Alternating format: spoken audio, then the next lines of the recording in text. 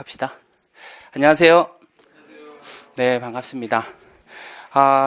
오늘 이제 우리가 새 교재를 가지고 개정세법을 가지고 첫 달 국세 기본법부터 이제 세법을 하나하나 배워 나갈 겁니다. 교재는 2016년 판이고요. 1권부터 나갈 텐데 오늘이 첫 시간이니까 세법을 수업하기 전에 세법의 특징이나 아니면 어떻게 공부를 해야 되는지, 그리고 세법 수업이 어떻게 이루어지는지에 대해서 간략하게 설명을 드리고, 그 다음에 첫 시간은 오리엔테이션 시간으로 해서 세법이 어떤 거다라는 개략적인 부분을 첫 시간에 드리겠습니다. 자, 이제 여기에 우리 세무직 공무원을 준비하시는 분들이 많이 계신데, 이번에 4월 달에 9급 시험이 있고, 그리고 8월 달에 7급 시험이 있죠. 먼저 9급 시험을 지금 목표로 하시는 분들, 준비하시는 분들 손 들어보세요. 9급 시험. 몇 분 계시군요. 7급 시험 손 들어보세요.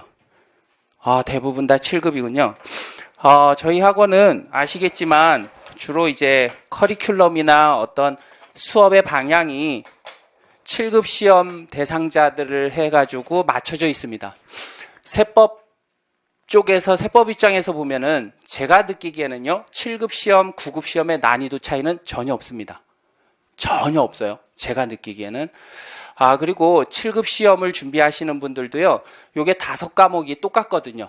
그죠? 2018년도부터는 회계세법 무조건 선택해야 되죠. 9급도. 모르시는구나.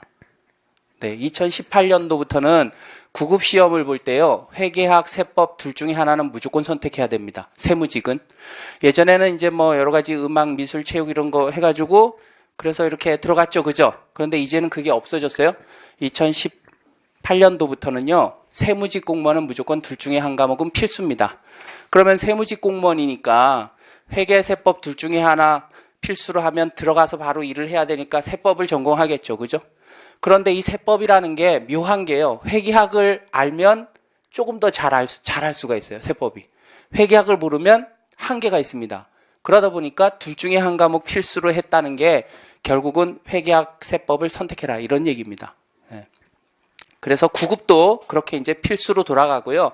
그러면 5과목이 7급 5과목하고 똑같아요. 그래서 저희 학원에 공부하시는 분들이 다 9급 시험도 보고 7급을 위주로 해서 목표로 해가지고 공부하시는 분들도 9급 시험도 보고 7급 시험도 보고 그렇게 합니다.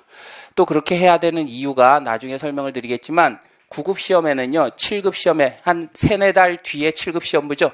7급 시험에 나올 문제가 한 2문제 정도, 어떤 거는 문제가 똑같고요, 어떤 거는 문항이 비슷합니다. 그렇게 언급이 돼요. 그래서 9급 시험 문제를 딱 보면 이제 7급 시험에는 요런 게 이런 유형으로 나겠구나라는 걸 예측할 수가 있죠.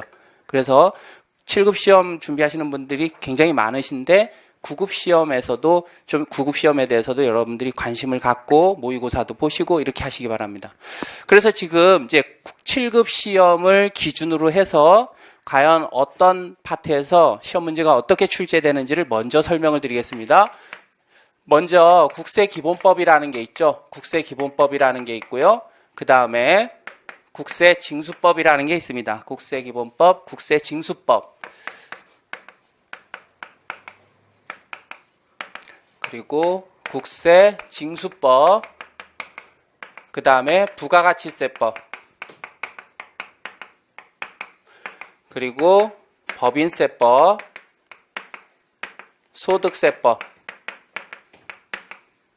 그리고 상증세법. 상증세법은요, 상속세 및 증여세법을 줄여서 상증세법 이렇게 표시를 했습니다. 자, 이렇게 우리가 공부를 해야 될 파트가 세법의 파트잖아요. 세법의 과목이잖아요. 그래서 이거를 우리는 세목이라고 부릅니다. 세목.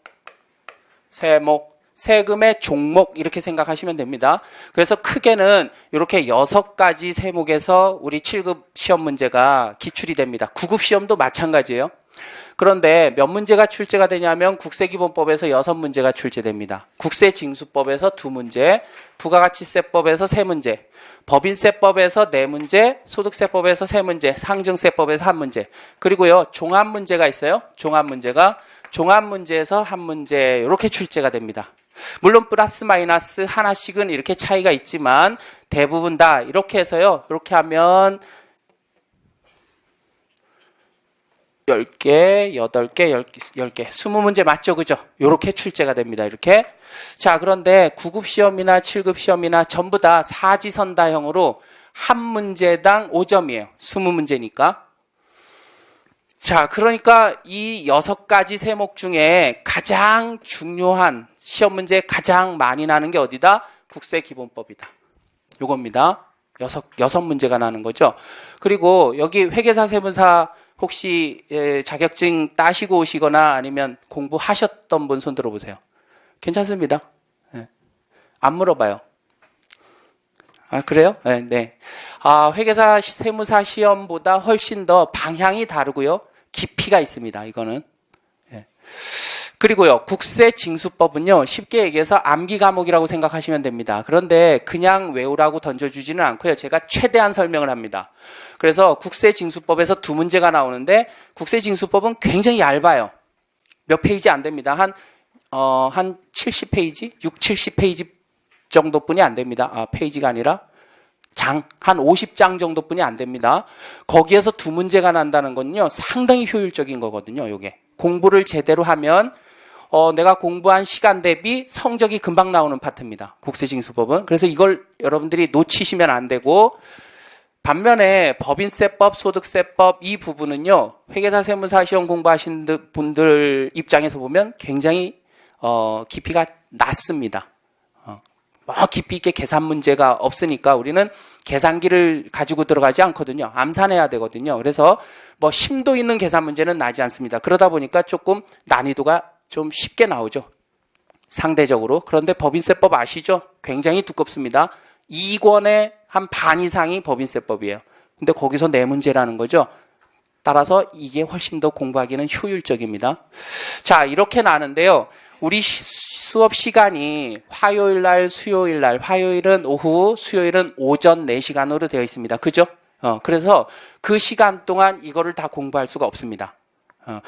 그래서 지금 어떻게 하냐면, 제 교재가요, 여기를 기준으로 해서 요게 1권이고요. 요게 2권입니다. 이렇게 돼 있거든요. 그래서 1권에서는 국세기본법하고 부가가치세법만 수업을 합니다. 그러면 국세징수법은 어떻게 되나요? 요거 2문제나 있는데요. 국세징수법은요, 동영상으로 강의가 이루어집니다. 그래서 여러분들이 지금 들으실 필요는 없고요. 국세기본법에 대한 내용을 다 들으신 다음에, 그러면 좀 세금에 대한 틀이, 세법에 대한 틀이 잡히거든요. 요거하고 굉장히 유사합니다. 그래서 요거하고 연결성이 있기 때문에 요 수업이 끝난 다음에 여러분들이 인터넷 들어가셔서 언제든지 들어두시면 됩니다. 자, 그리고요, 요렇게 1권을 마무리하고요. 국세기본법, 부가가치세법 2세목을 위주로 한다는 거죠. 그래서 국세기본법 2주 4번, 부가가치세법 2주 4번 이렇게 해서 한 달 과정을 마무리합니다. 그 다음에 이제 법인세, 소득세, 상증세인데요. 법인세, 소득세 파트가 얘네 셋보다 더 많습니다. 그래서 수업은요, 법인세법하고 소득세법 위주로 이루어질 겁니다. 그래서 법인세법은 한 5회 정도, 소득세법은 3회 정도 해서 한 달 동안 수업을 하는데요. 근데 그렇게 해도 이 부분은 턱없이 부족합니다. 그래서 아마 보강을 1시간 정도 해야 될 것 같고요. 그렇게 생각을 하시고요. 최소한 보강 1시간 정도는 이루어질 겁니다. 대신 여러분들이 저는 이제 여러분들 수업할 때 반응을 보거든요. 반응을 봐서 여러분들이 이해하신다 그러면 넘어갑니다. 근데 이해를 못 하시는 표정이면 제가 넘어가질 못해요. 성격상. 그래서 계속 이해시키려고 노력을 해. 그러다 보니까 이게 질질 늦어져